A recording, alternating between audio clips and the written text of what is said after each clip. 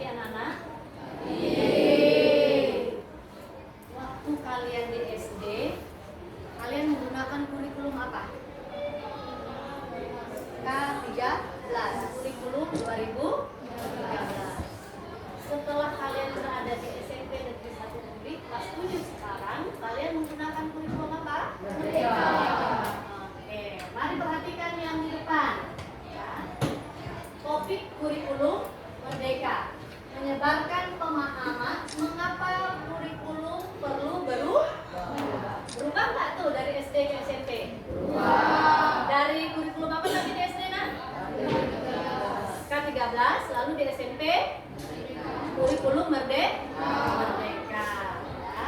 Oke, baik, kita lihat apa itu kurikulum.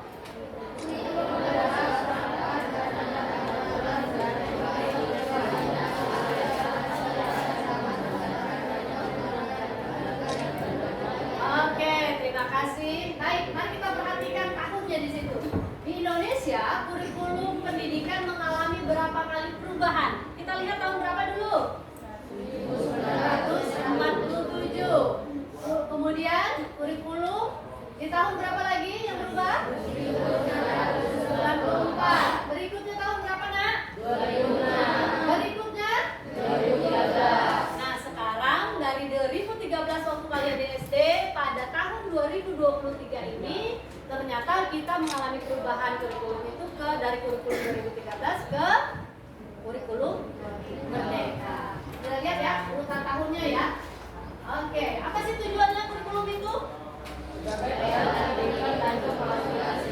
Menghasilkan siswa yang berintegrasi, itu yang pertama.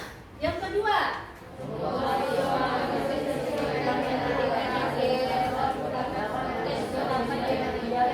siswa dapat memutuskan pendidikan yang ia inginkan di jenjang selanjutnya. Kalian bisa bayangkan kalau ternyata selama kamu sekolah dari TK, SD, SMP sampai SMA kamu tetap berada di kurikulum 2013. Padahal orang lain sudah mengalami perubahan. Sekolah-sekolah lain kurikulumnya sudah berubah, bukan lagi 2013 tapi sudah kurikulum merdeka. Artinya kalian penting syukur sekarang 2013 sudah berlalu, lalu di kelas 7 kalian kurikulum merdeka. Coba kamu tengok kakak kelas 8 dan 9 adalah kurikulum apa, nak? Masih K13. Jadi kalianlah yang istimewa. Ya, jadi kalian dari SMP ini start dari kelas 7 sampai kelas 9 selanjutnya sudah kurikulum merdeka. Oke, lihat selanjutnya. Kalau kurikulumnya sudah berubah, kalian harus cerdas, kalian harus berpengetahuan tinggi, kalian harus makin kreatif, kemudian ada inovatif, ada tanggung jawab. Tapi itu tidak bisa terwujud kalau kalian tidak belajar dengan baik, dengan giat. Kalau kurikulumnya bagus, kurikulumnya berubah, kalau kalian tidak berubah, tetap malas belajar, apa yang terjadi? Apa yang terjadi? Tetap bodoh, nggak punya pengetahuan. Oke, kita lihat yuk fungsi kurikulum untuk siswa sebagai acuan belajar. Dengan adanya kurikulum, siswa mengetahui materi apa yang harus dipelajari. Bayangkan, di setiap bulan, minggu terakhir, kalian di kurikulum merdeka, kegiatannya apa, nak? P5. Oh iya, apa sih P5?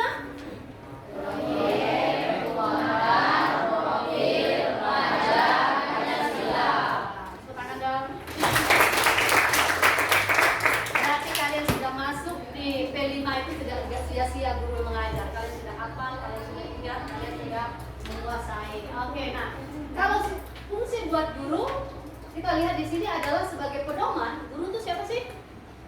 Guru itu siapa sih?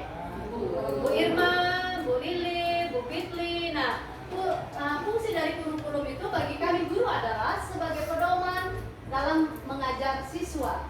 Kurikulum memberikan patokan yang jelas tentang proses pengajaran juga materi yang harus diberikan kepada anak didik. Jadi nggak sembarangan, nak. Ada patokannya, ada dasarnya, ada materinya yang sudah ditentukan. Ya, jadi guru mengajar itu tidak sembarangan karena sudah ada patokannya. Itulah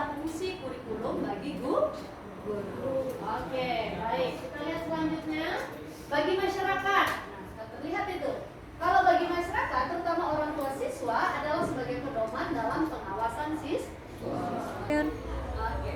Proses pendidikan itu ada siswa, ada guru, ada orang tua.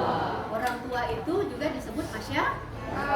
Jadi guru, siswa, kemudian masyarakat itu menjadi satu kesatuan yang tidak bisa dipisah. Sehingga kurikulum itu berbicara tentang fungsinya bagi siswa, fungsinya bagi guru, dan fungsinya bagi masyarakat. Nah, sekarang kita lihat komponen kurikulum. Komponen kurikulum menurut siapa ya di situ? Yang ditunjuk itu siapa tuh? Ralph Willem.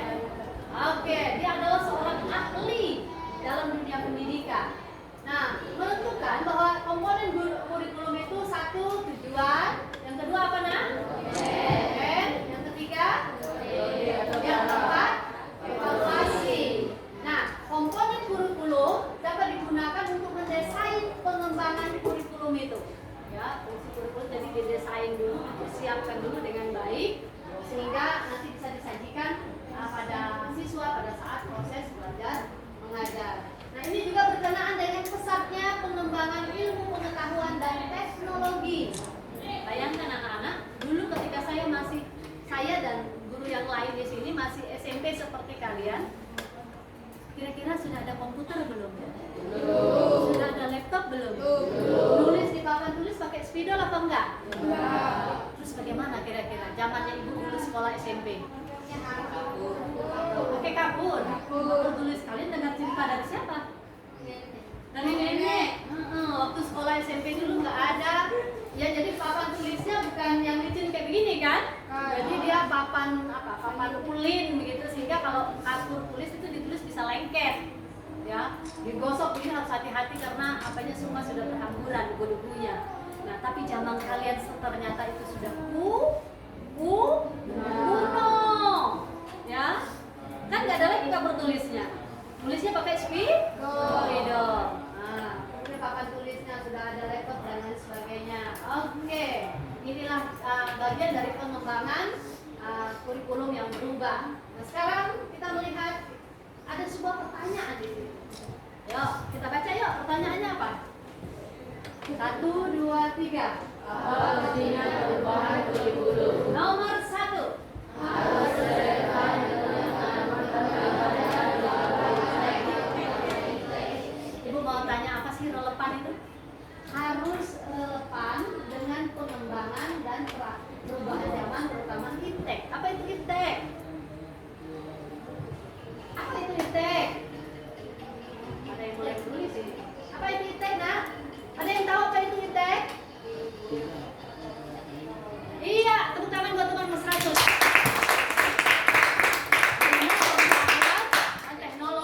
Teknologi, iya itu. Nah, kemudian apa itu relevan?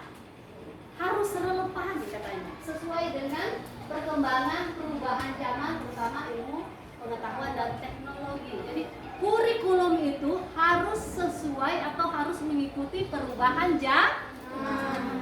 Kan dari tahun ke tahun tadi kan sudah berubah kan? Mulai tahun berapa tadi nak berubahnya? 2013. No, di awal dari 1947. Nah, dari 1987 sampai sekarang 2023. Ternyata di tahun 2023 kurikulum di tahun 2016 atau sebelumnya itu sudah tidak sesuai dengan perubahan zaman. Itulah yang disebut relevan. Jadi kurikulum yang dulu waktu Bapak Ibu menjadi siswa itu tidak sesuai lagi untuk kurikulum di zaman kalian karena sudah ada perubahan perkembangan teknologi. Oke, yang kedua apa nak? Untuk menyesuaikan dengan zaman. Kalau zaman ibu dulu masih SMP, kami guru masih SMP seperti kalian. Kalau ada benda yang namanya laptop atau komputer itu adalah sesuatu benda asing yang tidak pernah kami lihat. Ya. Jadi ibu dulu selesai kuliah di 3 itu skripsinya aja selesai kuliah S1 itu skripsinya aja ketiknya masih ke mesin tik yang manual. Pernah Anda lihat kalian? Nggak ada itu laptop. Karena memang zaman itu belum ada. Nah, tapi kalau zaman yang kerja setiap hari di perkantoran pakai mesin tik? Enggak. Yang itu, yang tek gitu.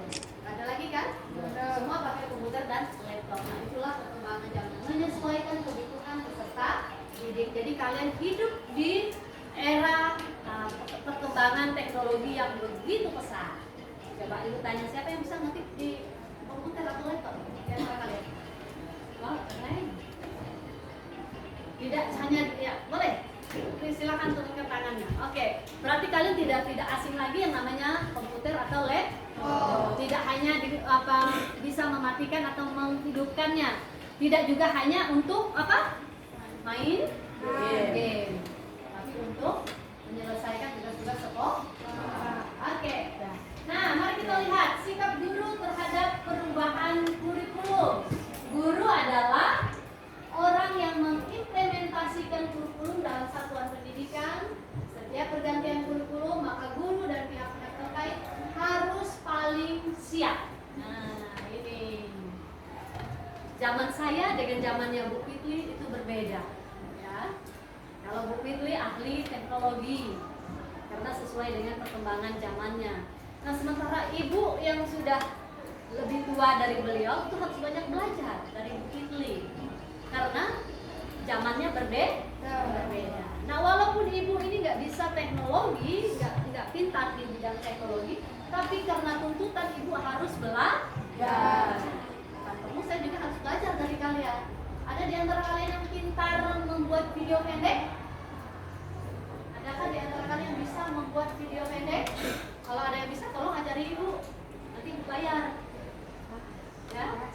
Karena kalian pasti jauh lebih cerdas. Karena kalian hidup di zaman perubahan yang secara teknologi itu sudah berkembang pesat. Oke.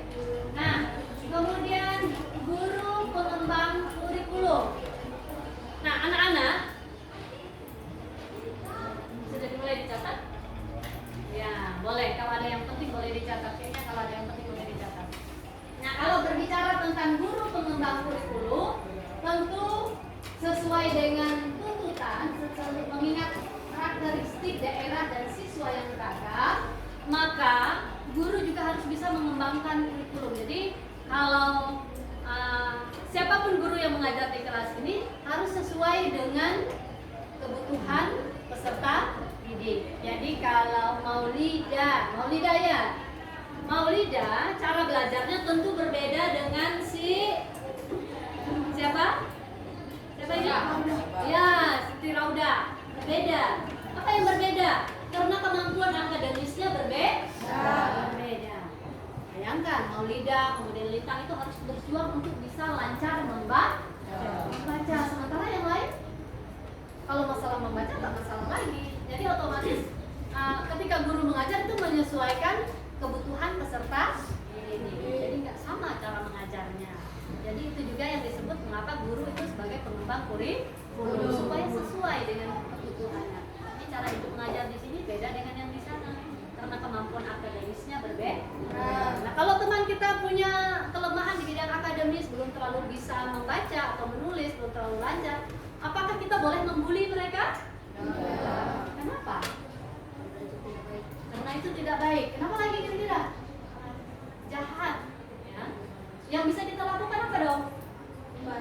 Membantunya, memberikan motivasi, memberikan semangat. Tidak ada yang boleh atau berhak merendahkan atau membuli orang lain hanya karena kekurangannya, karena manusia juga tidak sempurna. Bagus. Oke, lanjut. Masih adakah ini?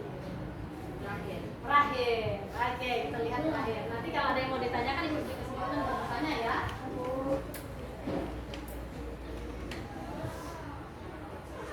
Ini ya.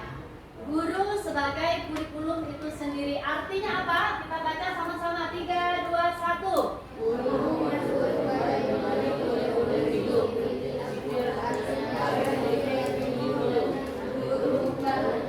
Guru bukan hanya sebatas menjadi penyampai materi pelajaran, tetapi juga sebagai pendidik yang membentuk karakter siswa. Guru itu adalah kurikulum yang hidup. Artinya kita lihat di sini bahwa fungsi guru dalam mengajar itu tidak hanya mentransfer ilmu pengetahuan yang dia tahu, yang dia bisa. Kalau menyuruh kamu cepat lancar membaca itu gampang. Tapi kalau membentuk karaktermu supaya hormat kepada guru, supaya kamu bisa menghargai orang lain itu tidak mudah. Oke. Nah, oleh karena itu kalian tidak hanya dituntut pintar secara intelektual atau akademis, tetapi juga harus berperilaku baik. Jadi apa yang dinasihati, apa yang dicontoh oleh bapak ibu guru di sekolah, apa? Kalian harus taati dan ikut. Ya. Susah ya kalau jadi guru tuh ya. Ibu tanya, ada kan di antara kalian yang mau jadi guru? Ada yang mau jadi guru? Cita-citanya kemarin sudah. Ah iya. Kenapa cita-citamu jadi guru, Nak? Mau jadi sekolah. Menggantikan posisi Bu Sulis ya? Ya. Oke. Nanti kalau kamu sudah menjadi guru atau kepala sekolah, baru kamu merasa apa yang dirasakan oleh Bu Lili, apa yang dirasakan oleh Bu Irma, oleh Bu Itli. Karena kalau membuat siswamu menjadi pintar itu gampang. Yang paling sulit apa? Membentuk karakter siswanya, perilaku siswanya menjadi baik, itu yang sulit, yang tidak mudah. Makanya tadi apa? Yuk kita satu kelas ini satu keluarga, kita tidak boleh membuli, kita tidak boleh berkelahi, kita nggak boleh jahat, kita tidak boleh mencuri. Kita harus pelihara ini ruangannya yang sudah bagus, ya. Nah itu semua berkenaan atau berbicara tentang karakter. Ada karakter orang pintar mendengar, ya Bu, ya, tapi dia tidak melakukan. Nah hari ini tadi ibu panggil orang tua dari teman-temanmu yang sudah alfa, yang sudah izin, ibu panggil, ibu sampaikan tolong supaya anaknya jangan